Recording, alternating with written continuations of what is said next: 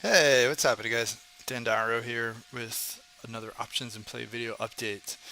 We are getting close to earnings season, and with that comes all sorts of different fun new or fun different strategies that we kind of open up the playbook for, right? And straddles, strangles, looking for some big moves. But also, one of the things we love to do around earnings is are these ramp into the report trades. Now, just like as a refresher, I mean, the ramp into the report is really looking for the run up into earnings to either reduce risk or just lock in the trade without taking the options into the actual report. Sometimes we may, but I mean, if the trade works out well, either prefer to like lock in the trade and just book the gain and move on and wait until after the numbers come out and see where it is, or we'll just like reduce risk quite a bit.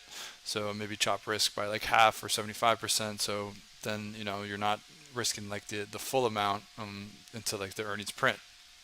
Um, for like the ramp into the reports though, what plays into it is obviously a strong or supportive market, right? Because I mean, if we're volatile and straight up just selling off every day, right? I mean, it's going to be kind of challenging for stocks to really catch a bid into earnings, and that was definitely one of the things we saw in the January February reporting period, is because I mean tech was just so weak that some stocks really struggled to get um, those ramp into the reports going.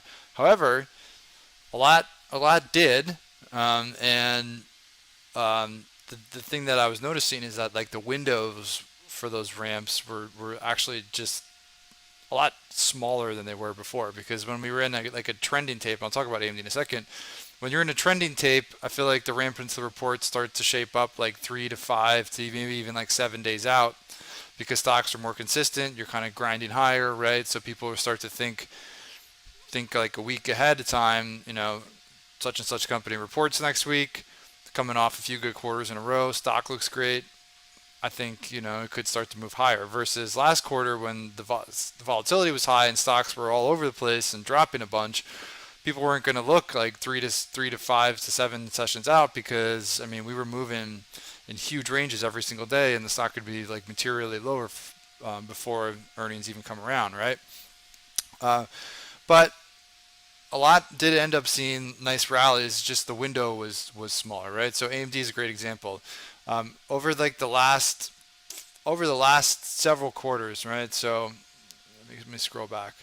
So starting in April, so a year ago, right? Starting in April of last year, right? AMD rallies into earnings, right?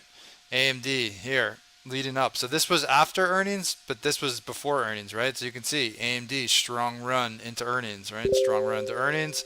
This was the earnings day. Strong run into earnings. This was the earnings day. I mean, October obviously, very clearly had a huge run into earnings, right? So a stock that has a consistent history of rallying into earnings, with consistent history of big beats, strong raises, right? Volatility was raging in January ahead of earnings, and they were due to report at the beginning of February. So you can see like before it was like 3, 5, 7 sessions out was when it really started to get going, more like 5 to 7 sessions. But last quarter you had to wait until like 3 days out. But look, I mean, bounce, right? Pivot low, bounce, and then it rips into earnings. Strong beat and raise, and stock gaps higher, right? So there are I still feel like there's going to be opportunities for ramp into the report style trades, even if volatility remains high.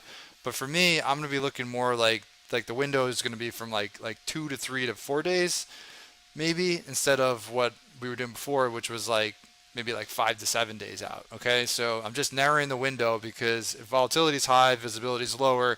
I want to look at these type of trades closer to the earnings date.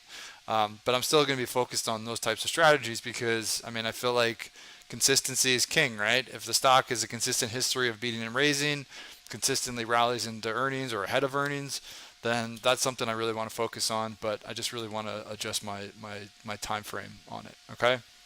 Um, so food for thought as we get closer to earnings. I mean, things can change if the volatility dies down, if the market starts to trend again or consolidate.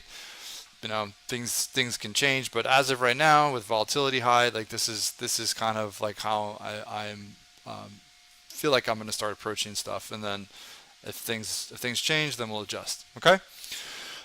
So if you like this video and you're looking for more information about trading events and these ramp into the reports with options, please follow up with the link in the description of the video for more information on options to play. Have a great night, stay well, and I will talk to you all tomorrow.